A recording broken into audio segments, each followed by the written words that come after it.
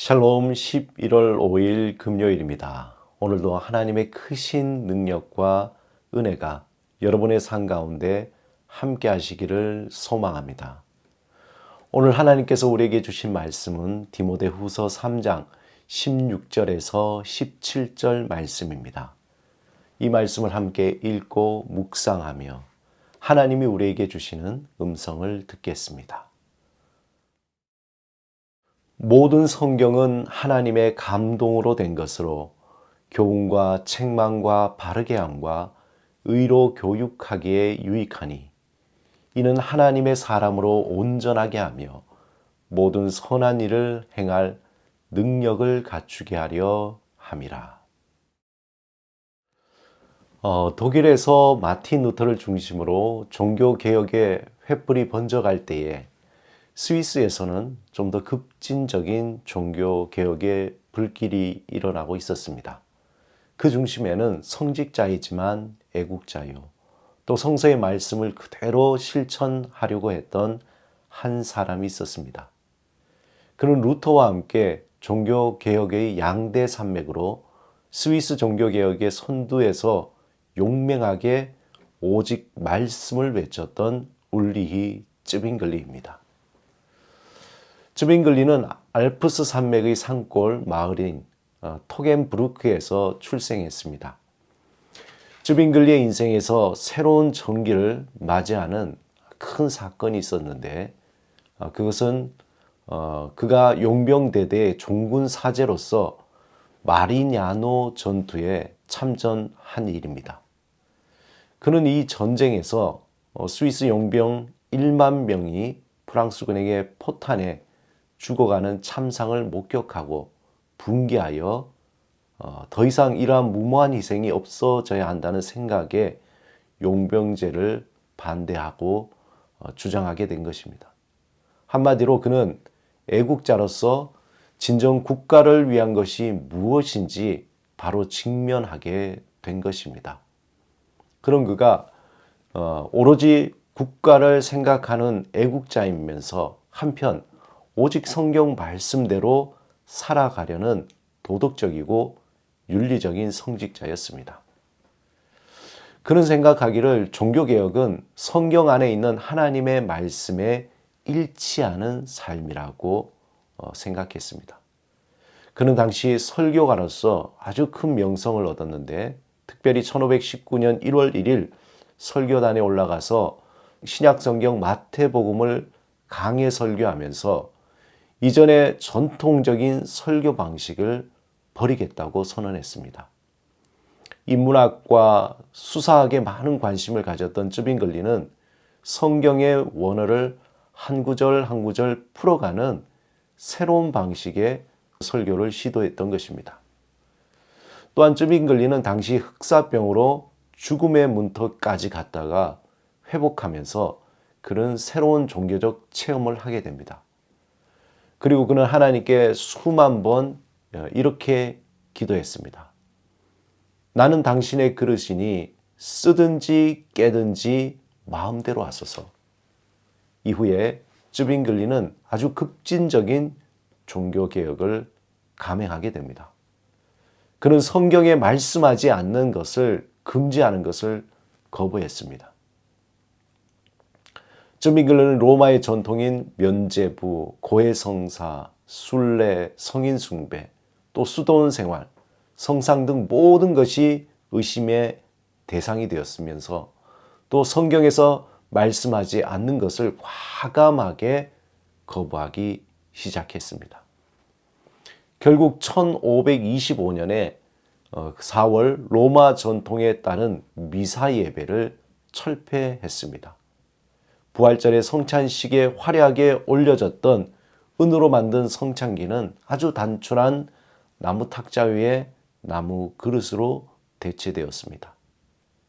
성찬식 빵에서 빵과 포도주를 함께 받았고 또 가톨릭 전통의 중요한 7성례 중에서 세례와 성만찬만 남겨두고 다른 모든 것들은 없애버렸습니다. 쯔빙글리의 종교개혁은 스위스 전역으로 퍼져나갔지만 모든 곳에서는 환영받지 못했습니다. 대부분 도심 지역은 쯔빙글리의 개혁을 환영했지만 산림자치주들은 개혁교회 스타일의 개혁을 원하지 않았고 로마 가톨릭 교회 측과 동맹을 맺게 됩니다. 그러자 개신교 자치주에서는 산림자치주의 생활 필수품을 공급하지 않기로 했습니다. 이것이 문제가 되어서 산림자치주는 전쟁을 통해서 문제를 해결할 수밖에 없었고, 그리고 1531년 산림자치주는 무려 8천여 명의 병사로 카펠에 쳐들어왔습니다. 이 당시 쯔빙글리가 이끄는 1,500여 명의 쥐리 군대는 10월 11일 제2차 카펠 전투에서 교전하였고, 당시 쯔빙글리를 위시한 개신교 목사 25명, 또 의회 의원 26명이 전사하게 됩니다. 가톨릭 교회 측은 큰 부상을 입고 쓰러진 쯔빙글리를 발견하고는 고해성사를 하라고 강요합니다. 하지만 쯔빙글리는 그 요구에 거부하게 되고, 그러자 그의 시신을 4등분으로 나누어서 처참하게 죽였습니다. 그들은 쯔빙글리의 시체를 조각내어 불태우고 그 재를 공중에 뿌리면서 승리를 자축했다고 합니다. 불행하게도 쯔빙글리는 개혁을 마무리하지 못하고 47살의 나이로 하나님의 품에 안기게 됩니다. 그는 그의 말대로 짧고 굵은 개혁의 삶을 살았습니다. 그럼에도 불구하고 쯔빙글리는 47이라는 인생의 황금기에 죽음으로 인해 자신이 벌인 많은 사업을 완수하고 개혁을 확고하게 만드는 큰 업적을 개혁자들에게, 그 다음 세대들에게 넘겨주게 되었습니다. 사랑하는 여러분, 종교개혁에서 마틴 루터라든지 또 올리 쯔빙글리라든지 그들이 공통적으로 외쳤던 한 가지가 있는데, 그것은 바로 성경으로 돌아가라입니다. 종교개혁의 시대에 작은 말씀 연구가 있었습니다. 교회의 전통이 말씀 위에 있을 수 없고 교회의 머리는 교황이 아닌 바로 예수 그리스도라는 그 주장도 곧 말씀을 통해서 얻은 결론이었습니다. 특별히 쯔빙글리는 더욱더 급진적으로 말씀대로 따르고 말씀대로 사는 것을 강하게 외쳤습니다. 그 말씀 안에서 우리의 죄사함이 어떤 면죄부나 교황의 권위가 아니라 오직 예수 그리스도를 께서 죽으시고 부활하신 공로를 의지하는 믿음에서 온다는 것을 재발견한 것입니다. 종교개혁을 통해서 많은 사람들이 이전에 알지 못했던 하나님을 발견하게 되었습니다. 이전에 그들에게 두려움이 대상이었던 하나님이 아닌 사랑의 하나님을 발견한 것입니다. 말씀으로 돌아가라는 것은 다른 의미로 하나님께로 돌아가라는 의미입니다. 우리에게 날마다 말씀하시는 하나님께 돌아가라는 것입니다.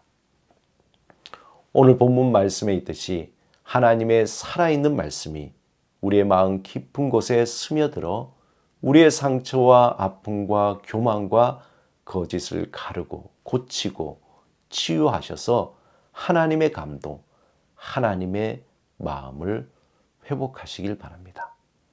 그 말씀을 통해서 진실로 하나님의 사람으로 세상에서 하나님의 선한 영향력을 끼치는 사람, 진실로 다른 이의 아픔을 함께하고 또 다른 이의 필요를 채워주고 다른 이의 상처를 싸매어주는 선한 이웃이 되시기를 주님의 이름으로 축원드립니다. 오늘 말씀을 생각하며 주님의 말씀이 우리 안에 간절히 깊이 스며들기를 사모하며 함께 기도하겠습니다. 주님, 주의 말씀을 우리의 마음 깊은 곳에 스며들게 하소서. 날마다 말씀을 묵상하며 하나님의 감동으로 마음을 새롭게 하소서. 말씀으로 우리의 삶의 길을 밝혀 주소서. 예수 그리스도 이름으로 기도드립니다. 아멘.